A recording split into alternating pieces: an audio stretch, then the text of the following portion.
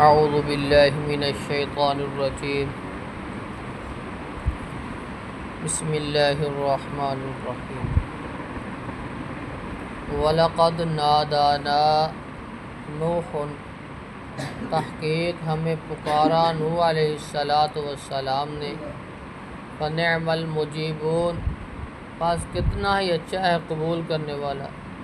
وَنَجَّيْنَاهُ ہم نے اس کو نجات دی وَأَهْلَهُ اس کے گھر والوں کو من الکرب العظیم ایک بہت بڑی تکلیف سے وَجَعَلْنَا ذُرِّيَّتَهُمُ الْبَاقِينَ ہم نے اس کی اولاد کو بنا دیا باقی رہنے والی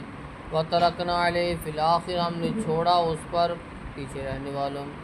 سلام علی نوح فی العالمین سلام تھی نوح علیہ السلام پر جہان والوں میں انا کذالک نجزی المحسنین بے شک ہم اسی طرح بدلہ دیتے ہیں نیکی کرنے والوں کو انہ من عبادنا المؤمنین بے شک وہ ہمارے مومن بندوں میں سے تھے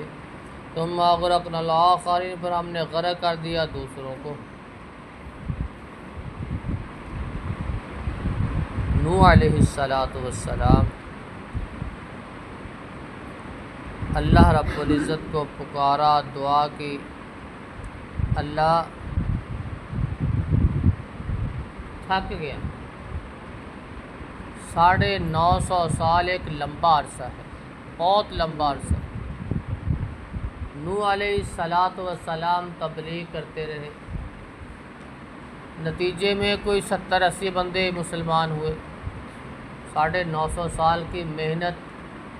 کے بعد کوئی 70-80 بندے تقریباً نوح علیہ السلام نے دعا کر دی اللہ بس اب اس سے زیادہ نہیں ہوتا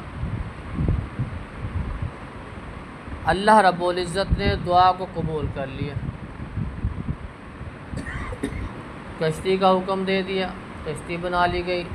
حکم دے دیا گیا اس میں سوار کا لو ہر جوڑے کو کر لیے گئے پھر اللہ رب العزت نے ثم اغرقنا الآخرین دوسروں کو غرق کر دیا جو سوار نہیں ہوئے نوح علیہ السلام کو اللہ رب العزت نے بچایا ان کے گھر والوں کو بچایا سوائے ان کی بیوی کے اور بیٹے کے باقی سب محفوظ رہے جو کشتی میں چلے گئے انبیاء علیہم السلام کا جو پیغام تھا وہ یہی تھا کہ قولوا لا الہ الا اللہ لوگو یہ کلمات کہو کہ اللہ کے سوا کوئی عبادت کے لائق نہیں ہے سب سے پہلی یہی تبلیغ تھی ہر نبی کی لا الہ الا اللہ لا الہ الا اللہ اللہ کے سوا کوئی عبادت کے لائق نہیں بھائی یہ کہنا تھا قوم نے مخالفت کی اور پورے جوش کے ساتھ کی انبیاء علیہ السلام کی جو قومیں تھیں جب وہ حد سے گزر جاتے اپنی اکڑ کو نہ چھوڑتے اللہ کی توحید کی طرف نہ آتے ساری حدیں کراس کر لیتے پھر اللہ رب العزت اس قوم پہ عذاب مسلط کر دیتے بڑے عجیب و غریب عذاب ہوتے ہیں اللہ رب العزت کے جب وہ پکڑتا ہے تو پھر پتہ نہیں چلتا وہ کیسے پکڑ لیتا ہے بندے کا تصور وہاں پہنچتا ہی نہیں ہے کہ اللہ رب العزت انداز سے پکڑے گا اللہ رب العزت سے دعا ہے کہ اللہ رب العزت ہمیں صحیح معنوں میں مومن بن کر